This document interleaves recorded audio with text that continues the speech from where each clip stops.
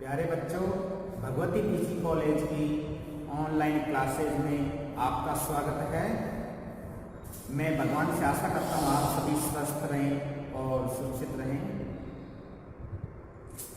मैं BSc part second के अवकलन गणित में अवकल समीकरण में आपको पहले भी कई वीडियो में मैं सवाल बता चुका हूँ और वहाँ पे मैंने आपको equation reducible into homogeneous form का एक सवाल बताया था और मैं आज आपको एग्जाम्पल नंबर 4 बता रहा हूँ। ये भी उसी चैप्टर का एग्जाम्पल है, equation reducible into homogeneous form, और इसमें हम इसको हल करेंगे।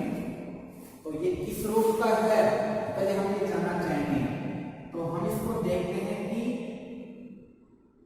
यहाँ पे x का गुणांक 1, यहाँ पे हर में x का गुणांक 2, तो a अपॉन a रेस का मान 1/2 है। इसी प्रकार b अपॉन b रेस का मान, यहाँ फाई का गुणांक 1 है, यहाँ फाई का गुणांक 2 है, ये भी 1/2 है। तो a upon a race is equal to b upon b race is equal to 1/2 है, यानी कि 1/n है। ऐसे सवालों को हल करने के लिए हम इसमें x प्लस वाई यानी कि 2 पद है उसको हम v मानेंगे। इसको हम ऐसे लिख सकते हैं, हम dy upon dx is equal to x plus y plus 1 upon, इन दोनों में 2 कॉमन ले लेंगे, 2x प्लस y प्लस 3 को अलग कर देंगे, इस प्रकार लिखेंगे। इसके बाद x प्लस y को हम v मानेंगे।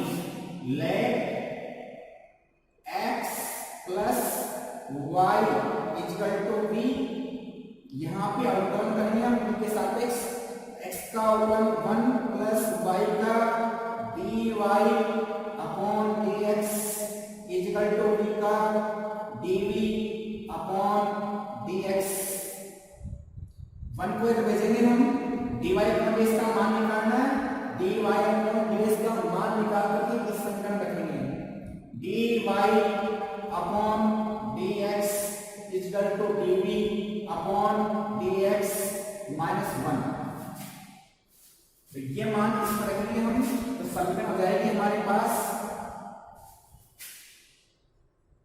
dy अपॉन dx का मान dv अपॉन dx माइनस 1 है, इसको हम v बदलेंगे, इसलिए dv upon dx minus 1 equal to x plus y का मान v है, v प्लस 1 अपॉन, यहाँ पे x प्लस y का मान भी v है, तो 2 से गुणा हो जाएगा, 2v हो जाएगा, 2v प्लस 3। इसके बाद माइनस 1 को भेजेंगे हम, dv upon dx equal to v plus 1 upon 2v plus 3 plus 1 upon 1। इसके बाद इसका लघुत्तम लेंगे हम, लघुत्तम में आएगा 2v plus 3, 2v plus 3, 2v plus 3 लघुत्तम में हाथा भाग दिया, एक बार गया, एक को 1 से गुणा करो तो v plus 1 plus 2v plus 3 में कब आ गया, 2v प्लस 3 आ जाएगा, 2v प्लस 3 को 1 से गुणा करेंगे, 2v प्लस 3 आएगा, 2v प्लस 3, 2v 3v, 3 और 1 4 upon 2v plus 3, dv upon dx का मान है। इसके बाद हम v वाले पद अलग करेंगे, x वाले अलग करेंगे, लेकिन v वाला ये बताइए ये dv है, dv के साथ में v वाले पद लेंगे, यानी कि चरों का पृथक्करण की विधि लगाएंगे। तो चरों का पृथक्करण करने पर, चरों का पृथक्करण करने पर,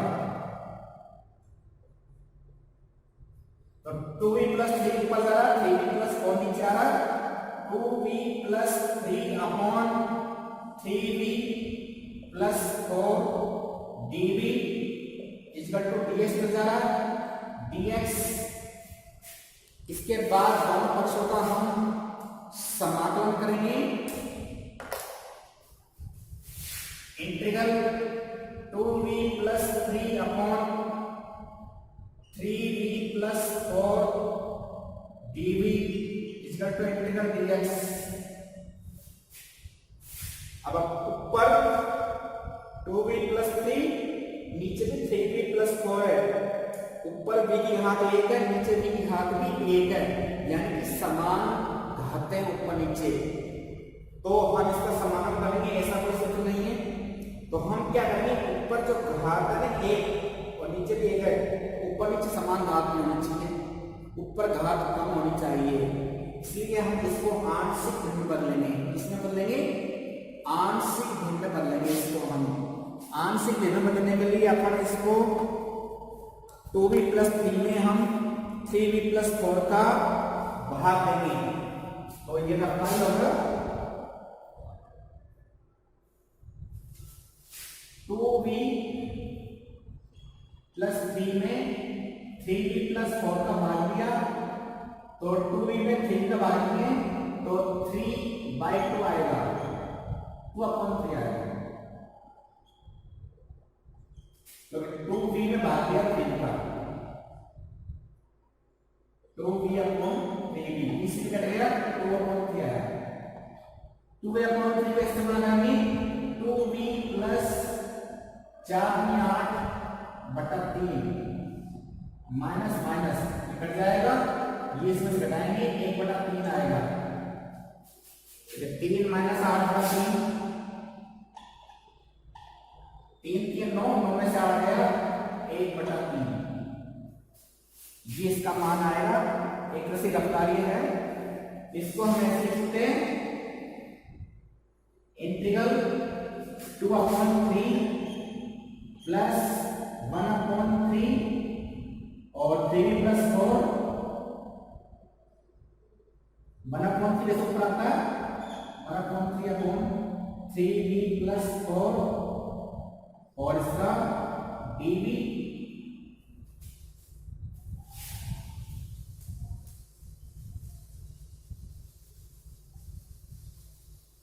equal to dx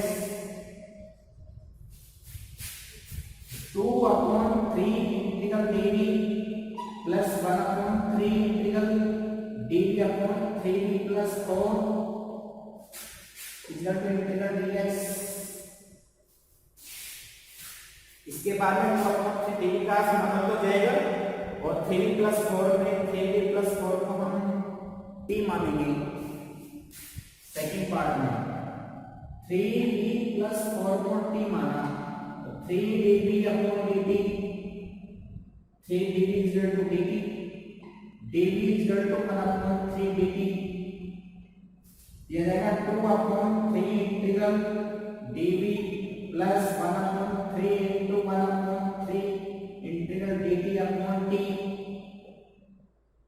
equal to integral dx।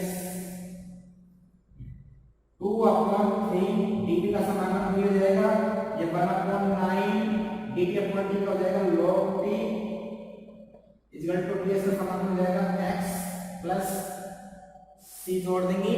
c को हम आवश्यकता अनुसार जोड़ते हैं, अलग अलग ऑप्शन अलग अलग विधि बताते हैं, इसलिए चाहो तो c को हम जोड़ सकते हैं, वैसे log c जोड़ सकते हैं इसमें प्लस log c x। इसके बाद में यहाँ पे 9 log हमारा 3 का, तो 9 में 3 का भाग दिया, 3 बार गया 3 6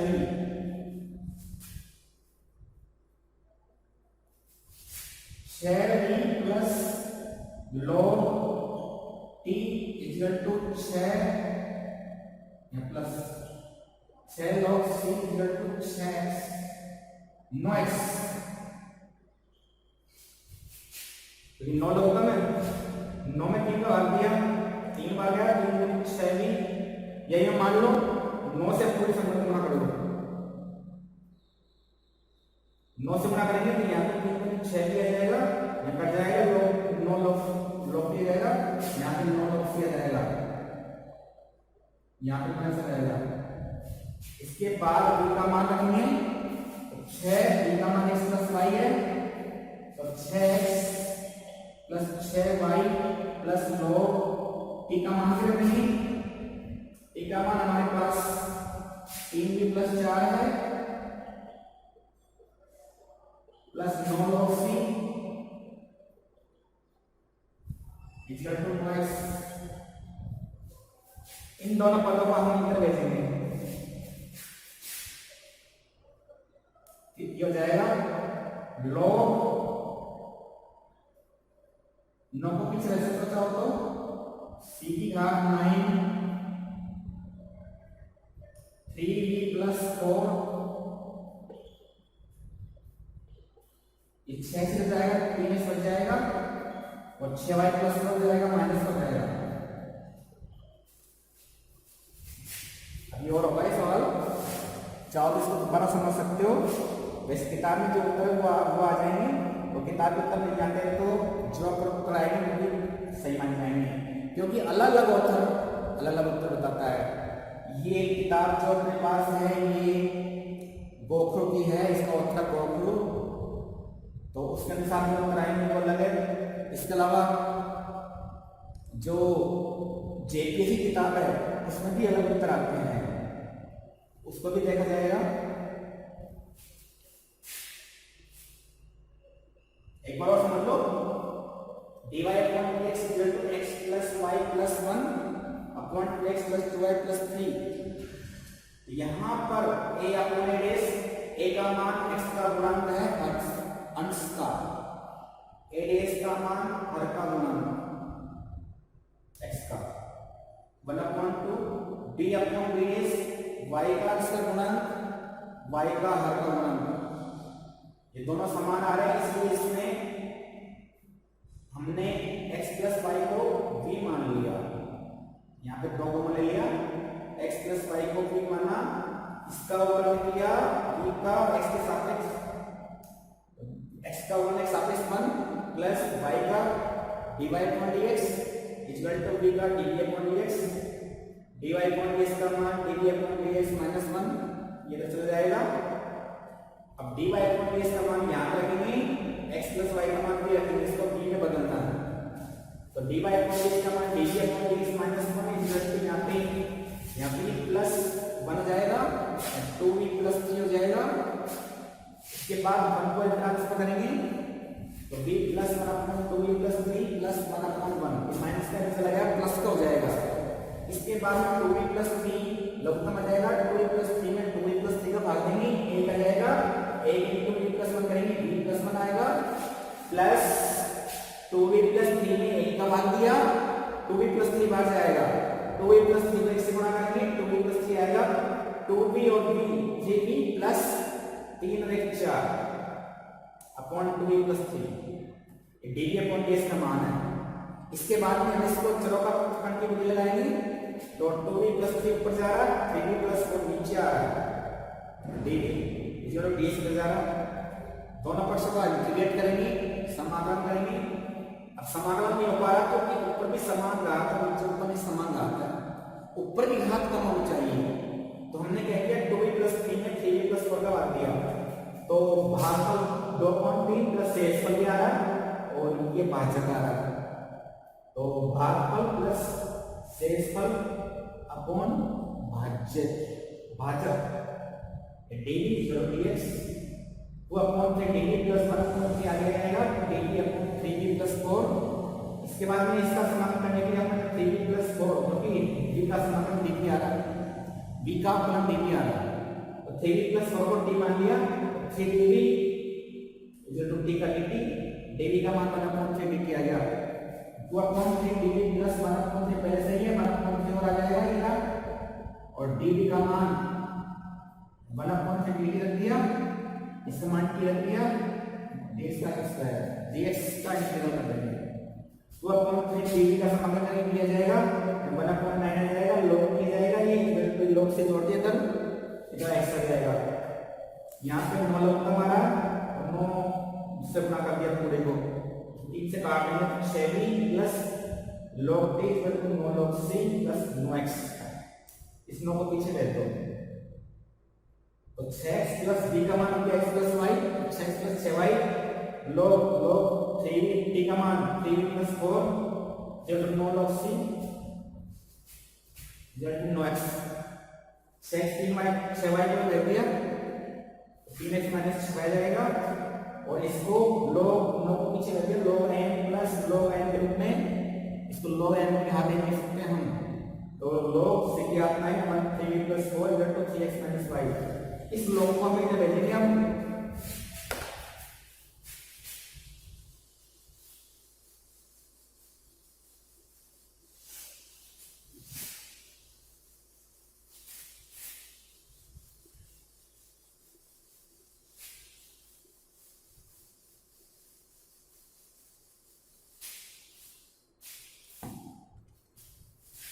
ये हो जाएगा c की घात 9 3b प्लस 4 इज e की power 3x minus 6y।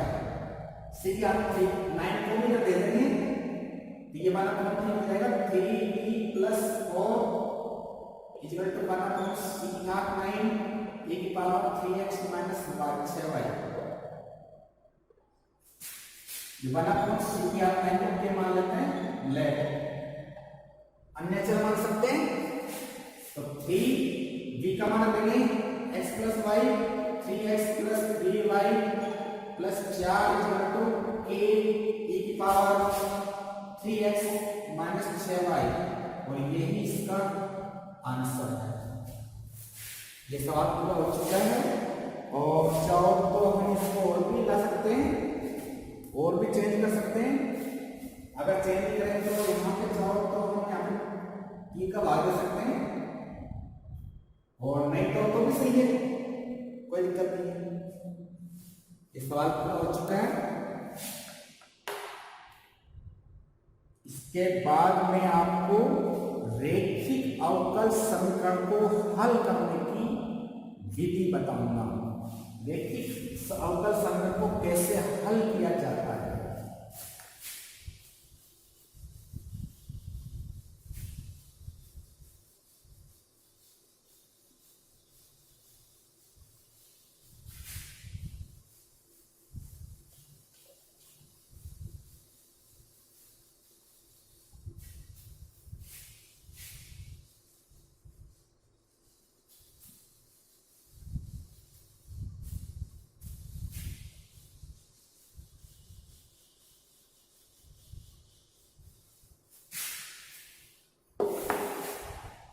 Linear differential equation को कैसे हल किया जाता है।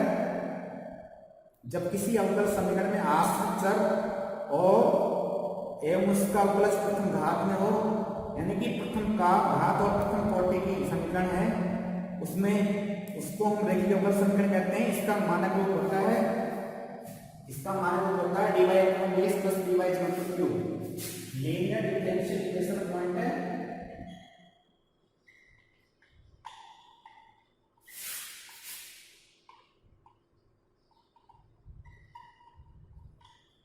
रैखिक अवकल समीकरण। रैखिक अवकल समीकरण जब किसी अवकल समीकरण में आश्रित चर और उसका अवकलज प्रथम घात में हो, किसी अवकल समीकरण में आश्रित चर और उसका अवकलज प्रथम घात में हो,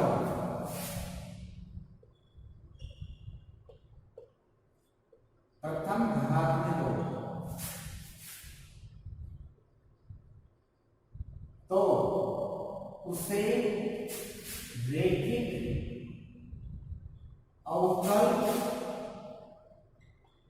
समीकरण कहते हैं।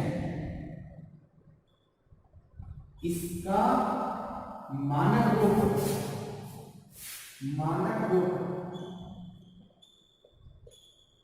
dy upon dx plus py equal to q है, जहां p व q केवल x के फलन है, x के फलन या अचर है। तो प्रथम कोटि की देखिए अवकल समीकरण dy upon dx plus py equal to q है, मानक रूप में ये। इसको हम इसकी सहायता से समीकरण को हल करेंगे। इसकी क्या विधि होगी, इसके भी दो रूप हो सकते हैं। यहां पर रैखिक अवकल समीकरण है हमारे पास dy अपॉन dx, तो y का परतंत्र चर है यहाँ पे और x स्वतंत्र चर है। y परतंत्र, x स्वतंत्र चर है, क्योंकि y का मान x सापेक्ष यहाँ पे अवकलन y का अवकलन है x सापेक्ष, इसलिए y परतंत्र x स्वतंत्र चर है। जैसे y बराबर x कोई फलन हो सकता है, जैसे y बराबर tan x है, y बराबर cot x है, y बराबर sec x है, e की पावर x है, log x है, और कुछ और भी हो सकते हैं। इसी अवकल समीकरण में आश्रित चर या आश्रित चर परतंत्र का मतलब आश्रित होता है। आश्रित चर और उसका अवकलज, इसका अवकलज y का अवकलज dy अपॉन dx है। प्रथम घात में ये, इसकी घात 1 है, कोटि भी है, इसकी घात 1 dy अपॉन dx की, ये प्रथम कोटि का अवकलज है, d की घात 1 इसकी और घात भी 1 इसकी, dy अपॉन dx को इसी कोटि 2 है, घात 1 है, ये द्वितीय कोटि का घात 1 है इसकी। तो इस प्रकार की अवकल समीकरण को कैसे हल किया जाएगा, इसकी क्या विधि है हमारे पास।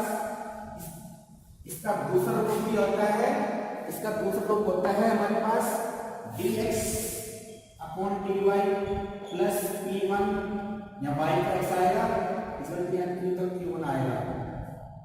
यहाँ पे x स्वतंत्र है, y स्वतंत्र है, ये द्वितीय रूप है। द्वितीय रूप बहुत कम काम में आता है, इस तरह के एग्जाम्पल बहुत कम आते हैं, ज्यादातर इस रूप में काम आते हैं। इसकी क्या विधि होगी, इसको कैसे हल करें हम, तो देखो कैसे हल किया जाएगा इसको। इसका प्रूफ देख लेते हैं, हालांकि प्रूफ जरूरी नहीं है, ये बता देता हूं। dy upon dx plus py equal to q, हम फाइन x को किसी का अवकलज बनाना चाह रहे हैं, तो किसी का अवकलज बनाने के लिए हम इसको e की पावर इंटीग्रल p dx से गुणा करें। e की पावर इंटीग्रल p और dx से गुणा करें, p dx से गुणा करने पर e की power integral p dx dy upon dx plus e की power integral p dx py equal to q e की पावर इंटीग्रल p dx। इसको हम शॉर्ट फॉर्म में ऐसे लिखते हैं हम d upon dx p e की power integral p dx q e की पावर इंटीग्रल p dx। इसको शॉर्ट रूप में ऐसे लिखा जाता है y की पावर इंटीग्रल y,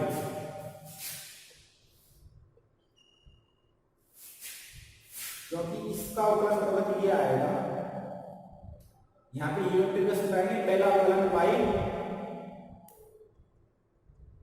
y ले लेंगे, एक पॉइंट इंटीग्रल p dx का अवकलन करेंगे, एक पॉइंट इंटीग्रल p dx आ जाएगा और p आ जाएगा।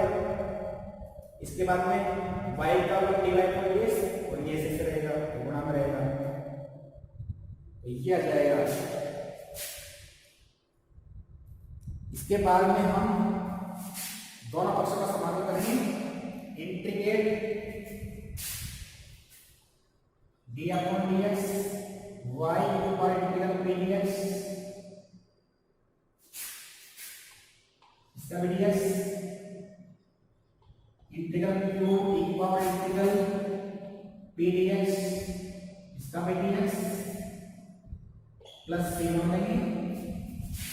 यह अवकलन और समाकलन कर जाएगा, इसको काट देंगे, तो यहाँ पे y पावर इंटीग्रल pdx रहेगा, y power integral pdx equal to q power integral pdx dx plus c।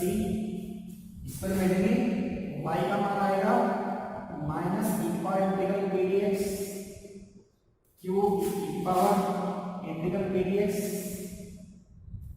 इसका dx प्लस c। यहाँ पे e पावर इंटीग्रल pdx इसको हम i लेंगे, i है integrating factor, integrating factor Hindi में बोलते हैं समाकलन गुणक, समाकलन गुणक। अवकल समीकरण का हल क्या होगा, इस रूप में भी लिख सकते हो, अवकल समीकरण का हल y इंटू आई है q इंटू आई है इसका dx प्लस कांस्टेंट हो जाएगा, y इंटू आई है q इंटू आई है dx प्लस c, ये इसका हल है। तो हमको इससे ये सूत्र याद होना चाहिए, आई एफ याद होना चाहिए और ये सूत्र याद होना चाहिए, इसकी जरूरत नहीं है। तो इस तरह की समीकरण आएगी, पहले अगर इस तरह की समीकरण नहीं आती तो उसको इस तरह से समीकरण कर लेंगे, उसके बाद में इसका आई एफ निकालेंगे, आई एफ का सूत्र होगा e पावर इंटीग्रल pdx, इसके बाद इसमें डायरेक्ट मान रख लेंगे। और आज के वीडियो में बस इतना ही, धन्यवाद।